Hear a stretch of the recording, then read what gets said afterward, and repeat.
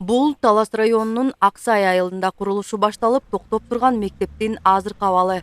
Анткени 2015-жылда титулдук баракчага кирип, 2017-жылда гана башталган мектептин курулушу каржылоонун өз убагында бөлүнбөгөндүгүнөн улам бүткөрүлбөй турат. Бүгүнкү күнгө чейин анын пайдубалы гана тургузулган.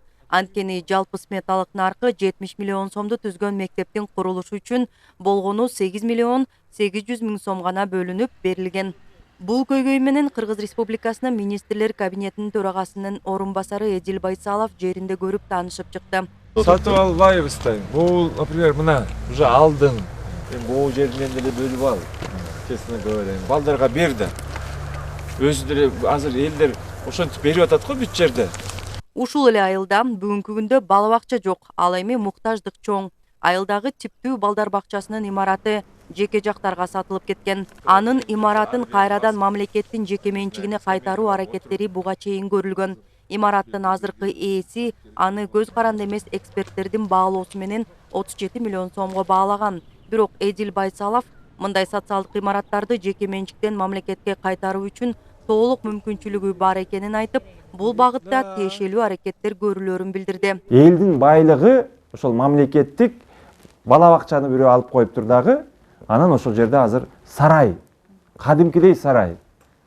Анан балдар бакта ошол жакта жүрөт. Анан ошолду албетте биз деле биз кумторду алган бийлик эмне ошол жердеги бир абышкан кол алыбыз жетпейби? Алышыбыз керек. Ошол эле элдик жааматтын эле чогулуп эле айтышы керек. Бул элдин кызыкчылыгында балдарыбызды багалык. Советтер курган бала бакчаны биз өзүбүзгө кайтаралык. Эми тиги абышкага жанагындай бир акчасын берелик ошол жердеги. Сарайдын акысын берип коелук ошолорго. Башка жерге барып сарайын курсун.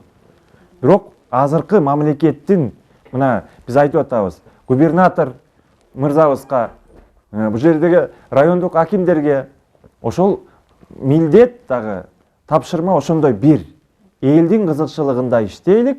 Эдил Байсалов бул күнү Кумарык айылындагы көмөкчү мектеп-интернатындагы балдарды тарбиялоо жана окутуу шарттарында көрүп чыкты. Мында бүгүнкү күндө 121 бала билим алат.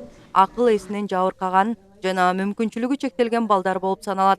Калктын бул катмары өзгөчө коргоого алынып, олуттуу мамилеге муктаж экендигин министрлер кабинетинин төрагасынын орун басары белгилеп, балдар үчүн өтүлүп жаткан сабактар, алардын жатаканасындагы жашоо шарттары, тамак ашы жана кышкысын жылытуунун абалын көрүп чыкты. Ал мында окуган балдар менен баарлашып, мугалимдер менен тарбиячыларга ыраазычылыгын билдирди. Өз кезегинде мектеп жетекчилиги жатакана үчүн эмеректерди, окуу корпусун жаңылоо зарылчылыгын айтышты. Эдил Байсалов айтылгандардын баарын эске алып, кечиктирилгис кадамдар жасалаарын убадалады. Шарттар түзүлүп, окурмандар көбөйүп, балдар келип калды. Азыр кыздар айтып берди, график менен иштеп атышат. Болгондо эле бир аз суугураак болуп атат, мэрияга кайрылып атабыз. Бир аз жылуулук системабызды мына жерге бир ковролин төшөп, кондиционер төшөп. Эдил Байсалов иш сапарынын жүрүшүндө облустук балдар китепканасында болду. Аталган китепкана 2015-жылы капиталдык ремонттон өткөрүлүп, балдар бакчасына тартылбаган балдар жана алардын ата-энелери менен иштөө, үй бүлөлүк китеп окуу демилгесин колго алышкан. Бүгүнкү күндө китепканада балдарга арналган 21 миң китеп фонду бар. Эдил Байсалов китепканачылардын ишине ийгиликтерди каалап, жаш муунду китеп окууга үндөп, китеп окууга кызыктыруу керек экенин белгиледи. Кыргыз Республикасынын министрлер кабинетинин төрагасынын орун басары Эдил Байсалов иш сапарынын соңунда коронавируска каршы күрөшүү боюнча республикалык штабтын отурумун өткөрүп, өлкөдөгү эпидемиологиялык кырдаал талкууланды. Белгилүү болгондой, омикрон штаммынын аныкталышы жана да оорунун 4-чү толкуну башталганына байланыштуу санитардык сактануу чараларын күчөтүү керек.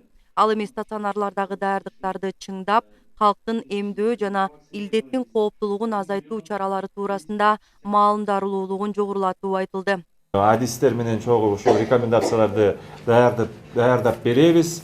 Анан чечимдерди ошол жергиликтүү бийлик органдары эртең дагы балки министрлик кабинеттеринде бул талкууланат. Бирок албетте негизги азыркы учурда биздин рекомендациябыз ошол маска, масочный режим, дистанция, жанагы тазалык маселелери, Анан элдерге да биз кайрылышыбыз керек. Жөн эле мындай, если можно отложить, тойго барбаңыздар. Карыя карттан орукчандарды биз ошол сактайлык. Эмдөө менен ар бир жаран өзүнүн саламаттыгына кам көрөт. Муну калктын калың катмарына жеткирүү да маанилүү. Талас облусу башка аймактарга салыштырмалуу эмдөө көрсөткүчтөрү боюнча алдыга чыкты. Ошентсе да 4-чү толкунду жеңил өткөрүп алуу үчүн социалдык аралык бет кап тагынуу режимин бекем сактоо зарылчылыгы турат. Рахат Бекшалиева, Калмурат Мейманбеков, Эркинай Жумабекова, Талас облусу.